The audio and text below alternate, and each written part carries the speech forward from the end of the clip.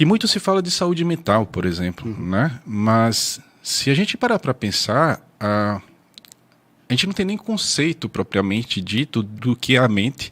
A própria psiquiatria ela não tem uma definição do que é a mente.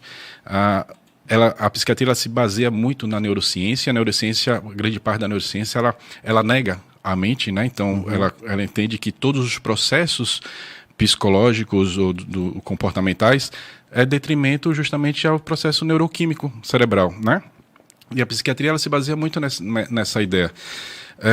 Então, de alguma forma, reduzir, né, o ser humano apenas a um processo neuroquímico é muito limitante, né? É muito limitar, e a gente, infelizmente, nós da psicologia, grande parte, né, infelizmente, dos profissionais, ele tem, né, abordado cada vez mais transtorno mental, e enfatizando mais ainda, né, essas informações. É tanto que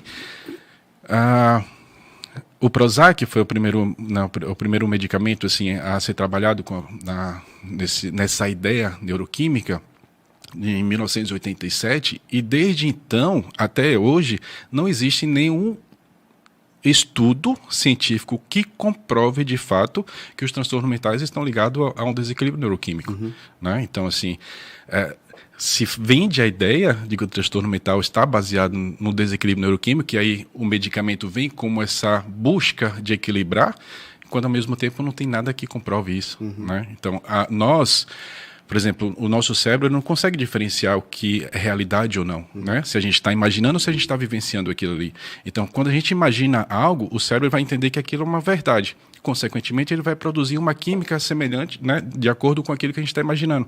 Então, quando a gente imagina algo ruim ou bom, o cérebro vai produzir uma química.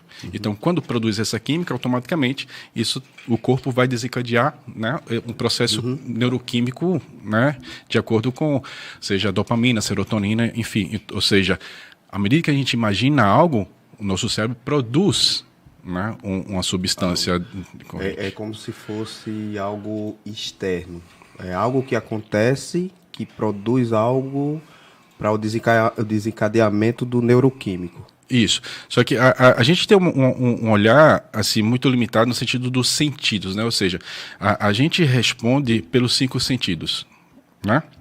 Só que existe um outro sentido que aí já entra a mente, né? Então, existem alguns processos mentais que dentro da psiquiatria, de alguma forma, é negado. Ou seja, a problematização, todo o problema, todo o transtorno mental, ele é decorrente de um desequilíbrio neuroquímico e não da subjetividade da pessoa, propriamente dito, né? Não da vivência, não do experimento que a pessoa está lidando do dia a dia. Ou seja, aquilo que eu venho vivenciando, ela não é causadora do transtorno mental. A gente vê o transtorno mental, ela começa a existir na pessoa, consequentemente começa a modificar a maneira de pensar da pessoa, os comportamentos da pessoa, e não o inverso.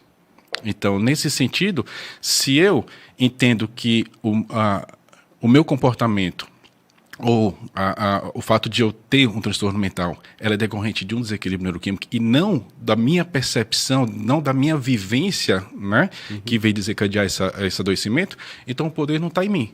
O poder está no tratamento, nesse sentido, no medicamento e no profissional. Entende? Então, olhar os aspectos psicológicos, né, mentais, por um viés puramente biológico, a gente não está falando de saúde mental, a gente está falando de saúde cerebral nesse sentido, né? Então, se a psiquiatria ela vem como uma disciplina que vem trabalhar os aspectos mentais, né, e a gente está falando de cérebro propriamente, né, o fisiológico, neuroquímico, e não da mente em si, ou seja, dos processos mentais.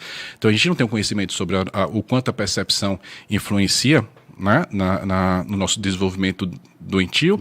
A gente não tem ideia do quanto a nossa imaginação pode ou nos curar ou nos adoecer.